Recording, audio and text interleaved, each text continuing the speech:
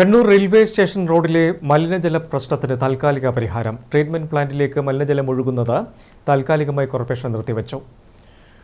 Mayor മുസ്ലിം മഠത്തിലിന്റെ ഇടപെടലിനെ തുടർന്നാണ് പരിഹാരം. മലിനജലം ഒഴുകി ദുർഗന്ധം കാരണം വ്യാപാരികളും പൊതുജനങ്ങളും പൊറുതിമുട്ടുന്ന സ്ഥിതി കഴിഞ്ഞ ദിവസം കണ്ണൂർ വിഷൻ റിപ്പോർട്ട് ചെയ്തിരുന്നു.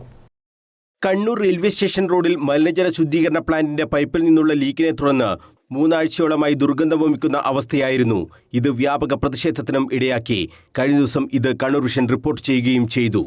ഈ പ്രശ്നത്തിന് താൽക്കാലിക പരിഹാരം കണ്ടെത്തിയിരിക്കുകയാണ് കണ്ണൂർ കോർപ്പറേഷൻ. മേയർ മുസ്ലിം മഠത്തിലിന്റെ ഇടപെടലിനെ തുടർന്ന് പ്ലാന്റിലേക്കുള്ള മലിനജലത്തിന്റെ സപ്ലൈ താൽക്കാലികമായി നിർത്തിവെച്ചു.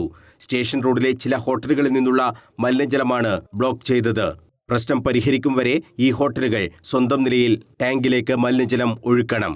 മലിനജലത്തിന് ഒപ്പം ഹോട്ടലുകളിൽ നിന്ന് ഭക്ഷണാവശിഷ്ടങ്ങളും ഒഴുക്കിവിട്ടതായാണ് സംശയം. പ്ലാന്റിലേക്ക് മലിനജലം മാത്രമേ ഒഴുക്കാൻ പാടുള്ളൂ എന്ന് കർശന നിർദ്ദേശം കോർപ്പറേഷൻ നേരത്തെ നൽകിയിരുന്നു. ഭക്ഷണാവശിഷ്ടങ്ങളും ഒഴുക്കിയതായി കണ്ടെത്തിയാൽ ഹോട്ടലുകൾക്ക് പിഴയും ചുമത്തും. തിരുവനന്തപുരത്ത് നിന്ന് ഉപകരണം കൊണ്ടുവന്നു വേണം പൈപ്പിലെ ലീക്ക് പ്രശ്നം പരിഹരിക്കാൻ. ഇതുവരെയാണ് താൽക്കാലികമായി പ്ലാന്റിലേക്കുള്ള മലിനജലം സപ്ലൈ തടഞ്ഞുവെച്ചതെന്ന് മേയർ അറിയിച്ചു. മലിനജലം ഒഴുകി ദുർഗന്ധം വമിക്കുന്ന റോഡ് കഴുകി വൃത്തിയാക്കുകയും ചെയ്തു. മൂക്കുപൊത്തി കഴിയേണ്ടി വന്ന വ്യാപാരികൾക്ക് കോർപ്പറേഷന്റെ ഈ ഇടപെടൽ ആശ്വാസമാവുകയും ചെയ്തു. News bureau, Kannur.